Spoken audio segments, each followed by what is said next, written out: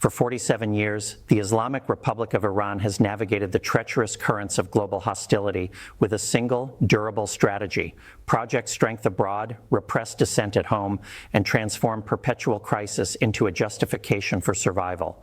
That architecture of survival is now collapsing.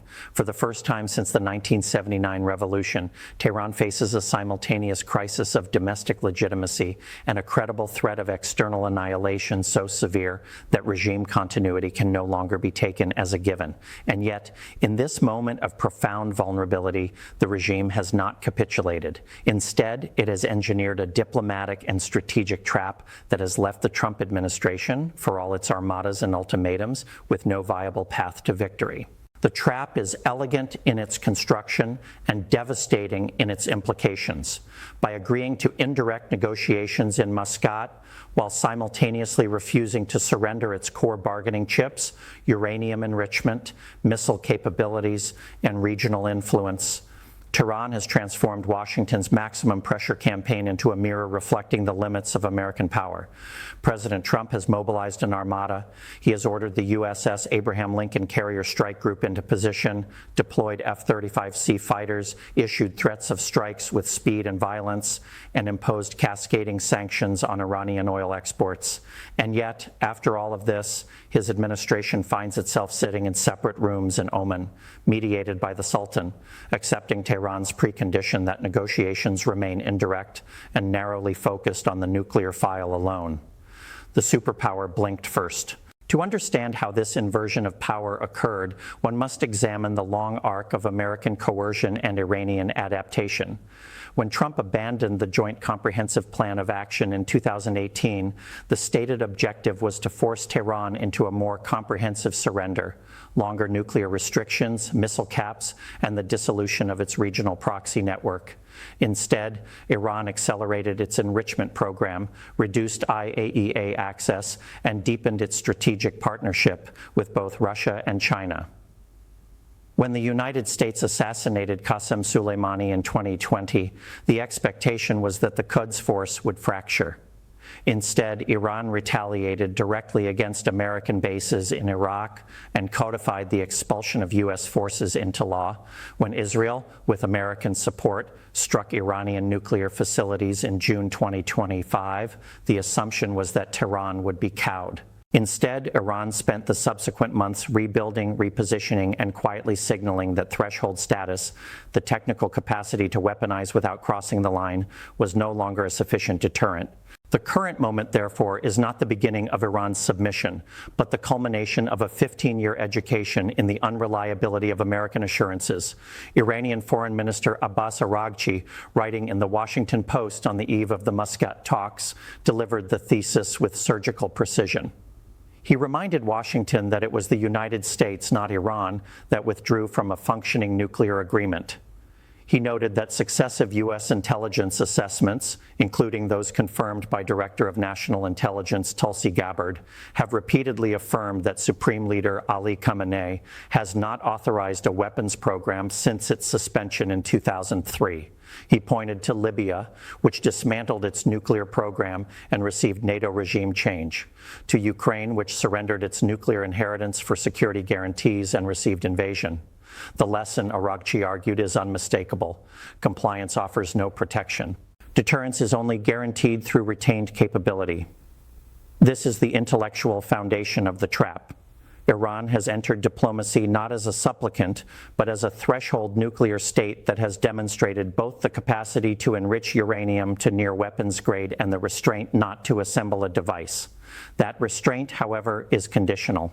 Multiple senior Iranian officials have warned that an existential threat, a U.S. or Israeli strike aimed at regime decapitation, would trigger an immediate reassessment of the nuclear doctrine. This is not brinkmanship for its own sake. It is a logical response to the demonstrated consequences of nuclear abstinence. And it places Washington in an impossible position. To strike Iran is to guarantee the very weaponization the strike is intended to prevent, while to refrain from striking is to accept Tehran's continued enrichment under a diplomatic framework that offers no permanent resolution. The military calculus compounds Washington's dilemma. Adversaries and allies alike have warned the White House that air power alone cannot deliver regime change in Iran.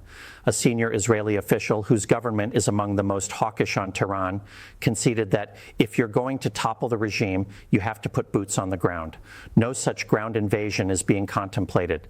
The Pentagon has not mobilized the hundreds of thousands of troops that would be required to pacify a country of 85 million, with rugged terrain, a layered security apparatus, and a paramilitary network that has spent decades preparing for asymmetric warfare. What remains, then, is the illusion of coercion, warships in the Arabian Sea, fighter patrols overhead, and the public spectacle of ultimatums that cannot be enforced without incurring catastrophic costs. Meanwhile, the domestic front in Iran presents a picture of acute but contained crisis. The protests that erupted in late December and intensified through January were met with the most violent crackdown in the republic's history. Human rights monitors have documented more than 6,000 confirmed deaths, with a further 17,000 fatalities still under investigation.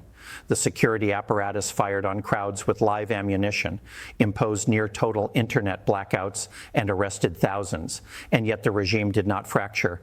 The Islamic Revolutionary Guard Corps remains cohesive. The office of the Supreme Leader retains command authority. The protests, though broad and courageous, lacked the organizational structure or a unified leadership necessary to translate mass anger into systemic overthrow. Tehran is wounded, but it is not prostrate. It is precisely this wounded but defiant posture that has wrong-footed the Trump administration. The White House entered February expecting either capitulation or a casus belli. Instead, it received a diplomatic engagement that offered just enough progress to undermine the argument for immediate war, while conceding nothing of strategic substance. Iran has not agreed to halt enrichment. It has not agreed to missile limitations. It has not agreed to sever ties with Hezbollah, Hamas, or the Houthis. It has, however, agreed to continue talking, and in doing so, it has exposed the poverty of Washington's all sticks and no carrots approach.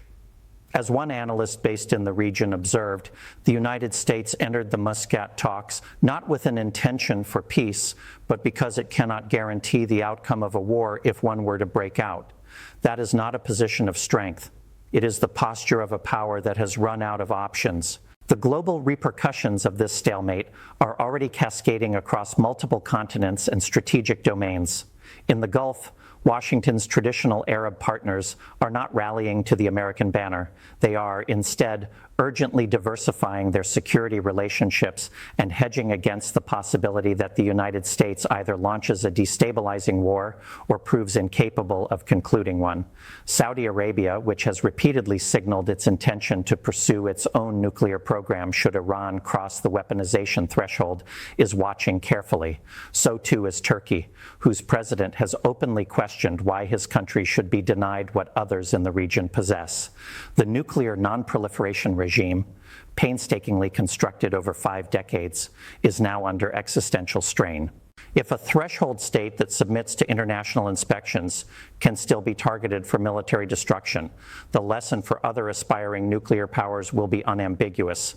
Security is only guaranteed through tested weapons, not through treaty commitments. European powers, once central mediators in the Iran file, have been reduced to spectators. The E3, France, Germany, and the United Kingdom issue statements urging restraint and affirming that there is no alternative to diplomacy.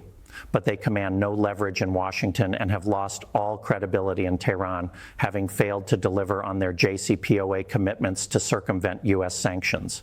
Russia, preoccupied with its war in Ukraine, has signaled it has little appetite for investing in diplomatic off-ramps for a conflict on Iran's periphery. China, while deepening its strategic partnership with Tehran and criticizing Western coercion, has shown no inclination to lead a crisis management effort. The international mechanisms that once contained U.S.-Iran tensions have atrophied or collapsed entirely.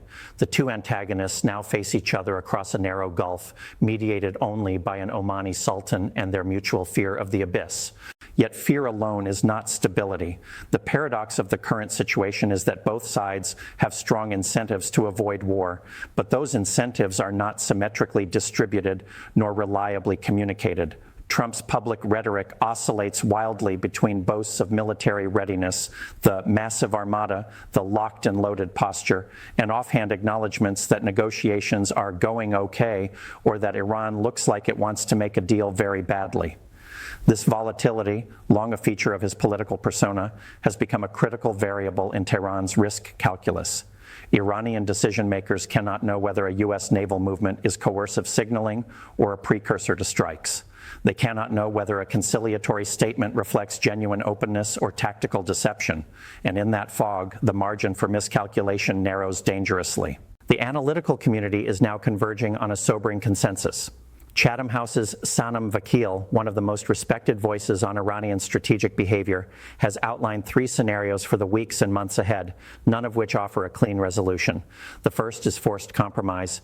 Iran, under intolerable pressure, accepts a deal that permanently caps its enrichment, restricts its missile program, and curtails its regional role. This would prevent immediate war, but would come at immense political cost, effectively branding the regime as a supplicant that bargained away its sovereignty for survival. The second scenario is controlled war. Limited U.S. strikes aimed at crippling Iran's nuclear and military infrastructure, triggering retaliatory attacks on American bases and Gulf shipping, but stopping short of full invasion.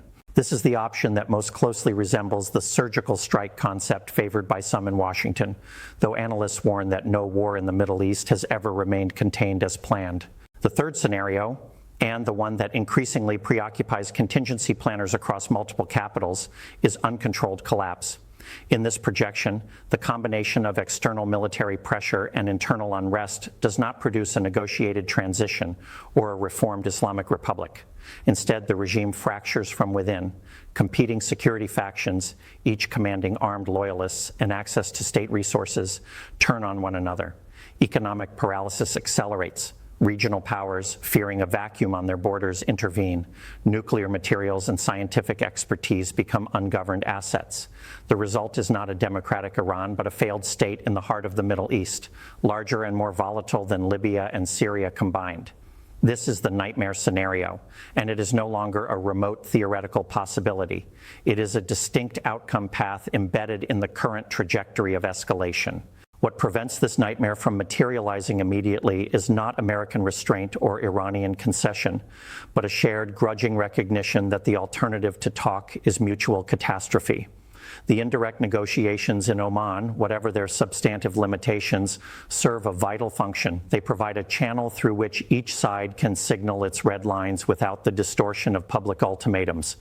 They allow Tehran to demonstrate that it is not intransigent, and Washington to demonstrate that it is not hell-bent on war. They buy time, and in this context, time is not merely a delay of the inevitable. It is the essential precondition for any conceivable off-ramp. As one analyst framed it, the immediate goal of the talks is not rapprochement, but risk management. That management, however, is becoming exponentially more difficult with each passing week of maximalist demands and simultaneous coercion.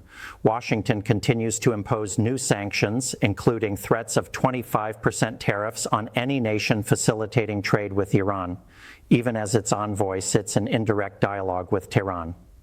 This is not diplomacy in good faith. It is hostage negotiation conducted at gunpoint, and it has produced the predictable response from Iran: a refusal to expand the negotiating mandate beyond the nuclear file, a firm insistence that enrichment for civilian purposes is a non-negotiable right, and a steady military posture signaling readiness for confrontation. The IRGC has conducted extensive exercises showcasing both defensive and offensive capabilities. The Armed Forces Chief of Staff has declared the country fully prepared for conflict. This is not the posture of a regime on the verge of surrender. It is instead the posture of a regime that has concluded that the United States can be outlasted. There is historical precedent for this calculation.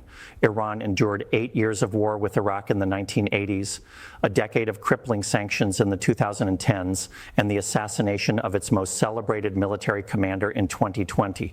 Each time the regime anticipated its own demise, each time it survived. The current leadership, whatever its ideological divisions and generational tensions, shares a core institutional memory. American pressure campaigns are severe in their onset but unsustainable in their duration. Presidential terms end. Public opinion in the United States turns against foreign entanglement. Allies in the region grow nervous and seek accommodations. The key is to remain standing when the storm passes. This is why the administration's demand that Iran permanently and verifiably cease all enrichment activity is a non-starter. For Tehran, enrichment capacity is not merely a hedge against American attack. It is the single most powerful bargaining chip it possesses. To surrender it permanently, without a guarantee that the United States will not simply withdraw from yet another agreement as soon as political circumstances permit, would be strategic suicide. Iran has indicated a willingness to accept enhanced monitoring and verification measures, to provide assurances that its program remains peaceful, and to return to full JCPOA compliance in exchange for reciprocal sanctions relief. It has not and will not agree to the dismantlement of infrastructure it has spent decades constructing. The ball, as Aragchi wrote, is in America's court. And so the stalemate persists, with neither side capable of imposing its will and neither willing to accept the other's terms. The United States cannot bomb its way to an Iranian surrender without triggering a regional war that would dwarf the conflicts in Iraq and Afghanistan.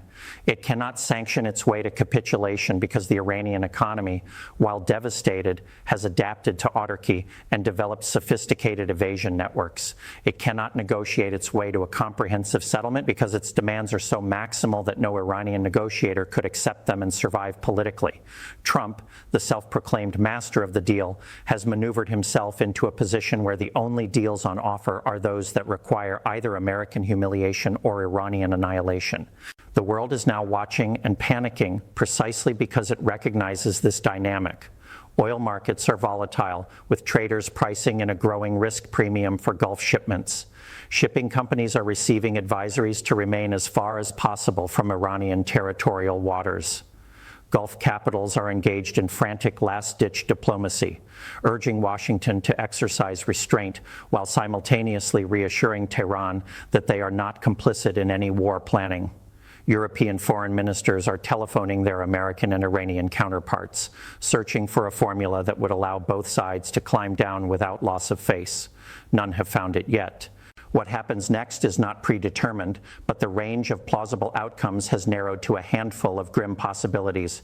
If diplomacy continues at its current glacial pace, with intermittent talks producing incremental confidence-building measures, but no breakthrough, the crisis may simply elongate rather than resolve. This is not stability, it is suspended animation, and it carries its own risks of accidental escalation, miscalculated signaling, and eventual rupture. If talks break down entirely, the momentum toward military confrontation will become very difficult to reverse. Trump has committed too much political capital to the proposition that his pressure campaign will succeed. Backing down without a deal would be a public admission that his strategy has failed. And if war comes, it will not be the clean, surgical decapitation strike that armchair strategists envision. It will be prolonged, bloody, and region-consuming. There remains, of course, the possibility of a genuine diplomatic breakthrough. It would require Washington to moderate its demands to what is realistically achievable: a strengthened verification regime, extended breakout timelines, and a mutual return to JCPOA parameters sequenced over time and linked to verifiable compliance. It would require Tehran to accept that its nuclear program, however peaceful in intent, must operate within internationally monitored constraints that provide confidence to its neighbors and the broader global community. It would require both sides to abandon the fantasy of total victory and accept the compromises of coexistence. This is not an impossible proposition. It is, however, an unlikely one, given the entrenched mistrust on both sides and the political incentives that reward confrontation over conciliation. What is no longer in question is the transformation of the conflict itself. For decades, the United States approached Iran as a problem to be managed, contained, sanctioned, isolated, but ultimately tolerated. That era is over. The current confrontation is not about managing Iran. It is about determining whether the Islamic Republic survives in any recognizable form. Tehran understands this. It has absorbed the lesson of Libya, of Ukraine, of Iraq. It has watched the fates of those who disarmed and those who did not. and it has concluded with the cold logic of institutional self-preservation that the only way to avoid annihilation is to make the cost of annihilation unbearable. That is not the calculation of a regime in retreat. It is the calculation of a regime that has decided, if necessary, to burn the region rather than be extinguished. The closing of this chapter, whenever it comes, will not be marked by a signing ceremony on the White House lawn or a triumphant address from the Supreme Leader. It will be measured in consequences that unfold over years, perhaps decades. The nuclear decisions of Saudi Arabia, Turkey, and other threshold states, the realignment of Gulf security away from the American umbrella, the precedent that military pressure sustained long enough and applied severely enough can bring an adversary to the table but cannot force its surrender. The Trump administration entered this confrontation believing that overwhelming force would compel Iranian submission. It has discovered, to its evident frustration, that overwhelming force is not the same as usable force, and that the threats which fail to achieve their objective only reveal the impotence behind them. In the end, the Islamic Republic of Iran may yet fall. It may be brought down by economic collapse, by popular revolution, by internal factional conflict, or by a war it cannot survive. But if it falls, it will not fall, because it was trapped into submission by American pressure. It will fall, if it falls at all, fighting to the last with the capabilities it refused to surrender. And the United States, for all its armadas and ultimatums, will find that destroying an adversary is not the same as defeating it. The distinction matters. It is, in fact, the entire distinction between victory and the illusion of victory. That is the trap Tehran has set. And Donald Trump, locked and loaded with no clear target, is already inside it.